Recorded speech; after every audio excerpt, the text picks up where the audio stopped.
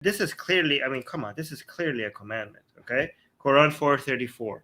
Husbands should, okay, and then look at the entire language of the entire verse, should take care of their wives with the bounties God has given to,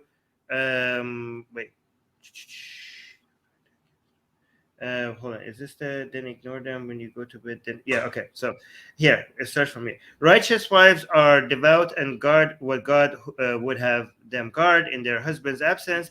If you fear hard-heartedness, which means disobedience, right, from your wives. Okay, so look, there is no you could, like it says, if you fear this, remind them of the teachings of God. Then ignore it. So this is added. This is not actually, you see it's in brackets. This is something that the translator added, even though it was not in the Arabic version, right? So don't take the parts that are, sometimes you have to be careful about the parts that are added in brackets, because this is sometimes the translator is trying to make it seem a little bit better, right? So remind them, then ignore them when you go to bed, then hit them. See, it doesn't say you can hit them. So this is the Arabic version, right? As rabahunna. Yeah, but it doesn't say you can. What? No, but it's not regarded as one of the hudud punishments. So so if you, yes, you are allowed to do it, but it doesn't say that. It doesn't say you're allowed to do it. It says hit them. So give me any scholar's opinion that says that you cannot divorce a woman until you're beaten her. You cannot. No, well, I mean. So you can divorce, yeah? Yeah, you can, yeah. So there is no, but when there's certain commandments like hudud punishment, there is no other option. Like if it's a thief and it's above certain whatever the amount is, two ropes or egg or whatever that is, a shield or whatever, then you have to cut off the hand. There is no other way. And Allah says that, okay, the laws that are prescribed, those are the final laws. So that's the commandment. When in this case, yes, this is a suggestion that they've given that you can do it. But if I there's nowhere in the Quran it says that, okay, you must follow certain, you should. I understand. Certain boxes. Yeah. I understand what you're saying doesn't necessarily contradict what I'm saying. That taking this verse, like, I understand, like, scholars come and like add things to the Quran, but taking this verse, it seems pretty clear. Like, if you read the Quran, the way that you're supposed to treat the wife, it seems like a commandment. It doesn't seem like a suggestion. It doesn't seem like, yeah. So, look, I mean, would you agree at least that that's what it comes across as? That's the simplest takeaway. If I was like relying on the Quran and I was like, who are the scholars? I'm relying on the Quran. If I was just relying on the Quran, then my takeaway would be the most simplest takeaway from this Quranic verse would be that this is a commandment, not a suggestion. No, I think I'll take it as a suggestion. Really, as rabahunna? Okay, guys, let us know in the comments. I would take it as a suggestion. Yeah, I can beat her. Like, I mean, that's what it says. It doesn't say you can't beat her. It says beat her. Go beat her. But it's up to me. It's not saying you must beat her. Well, if you're gonna nitpick, then I can also say it doesn't say you must beat her. There's no word of must beat her. Hold on. I can say that about the verse that you mentioned. It doesn't say you must. It doesn't say you must cut their hand. It says cut their hand. No, but there's no other alternative for it. Here, I know, have an alternative of halal. No. Focus. Like, you are adding things. Like, I'm saying, if you're saying it needs to have you must. Focus. No, you listen to what I'm saying. I get that. I get what you're saying. One at a time. No. One at a time. Okay. You say it doesn't say must. Okay. Well, the Quranic verse that says cut their hands also doesn't say must. So the word must, when I say beat them, okay, that's a commandment from Allah. None of the, I mean, I saw so many commandments in the Quran. It doesn't have must. Everyone got your point. So what is the alternative punishment for a thief?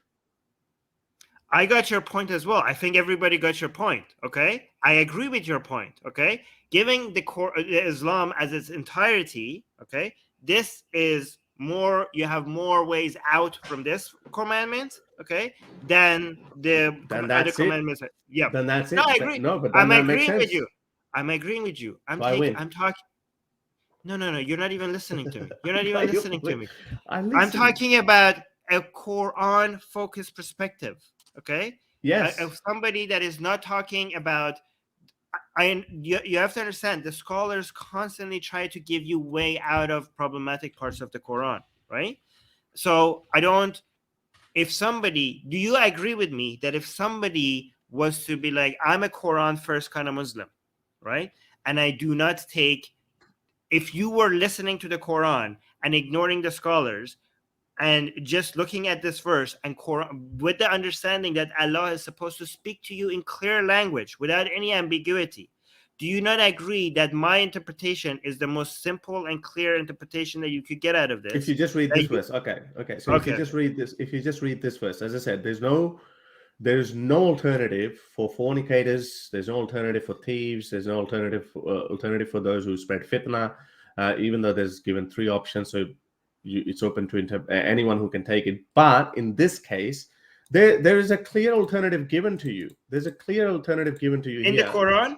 Yes, it is in the Quran. Yeah, there. Those who swear to abstain from their wives, having 4 months of waiting. Therefore, if they revert back, Allah is most forgiving, very merciful.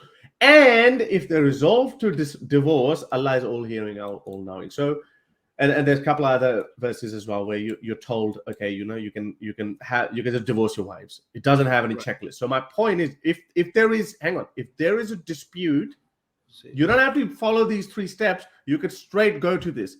If there was a problem, for example, you don't have the luxury of all these other hudud punishments. So that's why any decent person, any man who looks at this and he knows about the divorce verse, he goes, you know what, bitch, I can't live with you. Screw you. Talaq, get out of my life. I don't want to hit you. All right, let me ask you this. Do you agree that if you put these 2 together and you want to come up with a full conclusion, if you want to keep your wife, then you are forced to hit her? Yes, in that case, okay. In that so case, if you're like, I fear disobedience and I don't want to lose my wife, then you have no choice but to beat her if she constantly disobeys. I think it would still be a suggestion. Like otherwise, then you could someone could be just putting up with it. It's an allowance. It's an allowance. Okay, it's an allowance to me. I give up. Like, yeah, you have to give up because I'm not convinced, man. I think it's an allowance. There's nowhere. It doesn't say it would be better. It would be nice. It's like if you have a kid. It's like if you have a kid. Kid doesn't listen to you. You can smack him.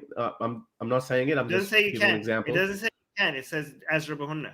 Smack him. I say okay, zabrahunna. Okay, but then it's like some kids say no. You know what? I'll teach him some other way. That's fine. Also playing a psychological tricks by using read the whole thing. Definitely a command. Well, yeah, that's fine. She's saying that definitely a command. Also playing psychological tricks by using the words like disobedient subconsciously calls a man to reestablish his control by playing on a man's ego. Yeah, well, I agree with that, but I think it's very easy to navigate through it, but you can't navigate through the other hudud punishments, by the way. So that was my whole point. Get my best-selling book, Why There Is No God, for free. Click on the link for it in the description.